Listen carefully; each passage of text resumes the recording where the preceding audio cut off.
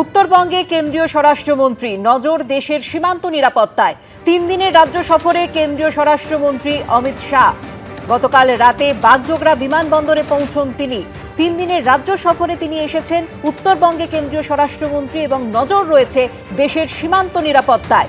রাতে শিলিগুড়ি কদমতলায় বিএসএফ ক্যাম্পে ছিলেন অমিত শাহ।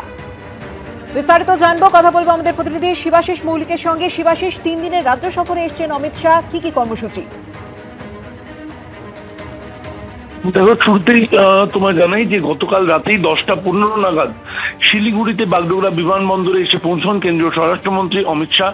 তাকে স্বাগত জানান রাজ্যের মুখ্যমন্ত্রী শুভেন্দু অধিকারী এবং অন্যান্য মন্ত্রীরাও সেখানে উপস্থিত ছিলেন।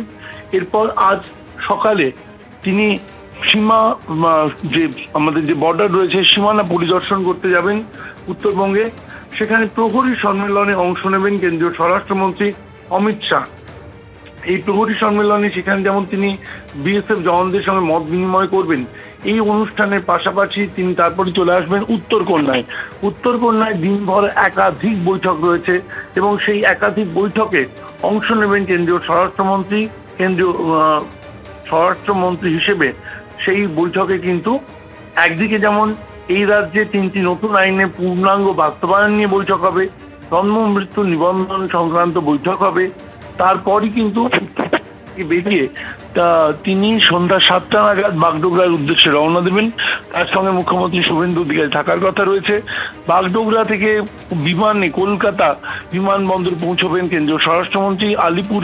কলকাতায় আলিপুরের সৌজন্যে তার রাত্রিবাসের ব্যবস্থা করা হয়েছে। আগামীকাল রাত সৌজন্যেই সকালে একটি গুরুত্বপূর্ণ রাজ্যের আইন শৃঙ্খলা সংক্রান্ত বৈঠক রয়েছে। সেখান থেকে তিনি যাবেন জাতীয় গ্রন্থাগারে। সেখানে শব্দের জন্য একটি সংগ্রহশালা করা হয়েছে, সেই ওয়ার্ড মিউজিয়ামের উদ্বোধন করবেন কেন্দ্রীয় স্বরাষ্ট্রমন্ত্রী। সেখান থেকে নিউ টাউনের বিশ্ব বাংলা কনভেনশন সেন্টারে যাবেন কেন্দ্রীয় সমবায় মন্ত্রী অমিত শাহ। আমরা জানি যে হাওড়ার সাঁকরাইলে 700 কোটির যে আমুলের কারখানা শিলান্যাস করার কথা, সেই শিলান্যাস কিন্তু আগামীকাল বিশ্ব বাংলা কনভেনশন সেন্টার থেকে ভার্চুয়ালি করবেন কেন্দ্রীয় সমবায় মন্ত্রী অমিত শাহ। এই কর্মসূচির পর সূচি অনুযায়ী বিকেল 5টা 50 আগামীকাল কলকাতা থেকে দিল্লির উদ্দেশ্যে পাড়ি দেবেন কেন্দ্রীয় স্বরাষ্ট্র ও সমবায় মন্ত্রী অমিত শাহ। ধন্যবাদ শিবাশিস।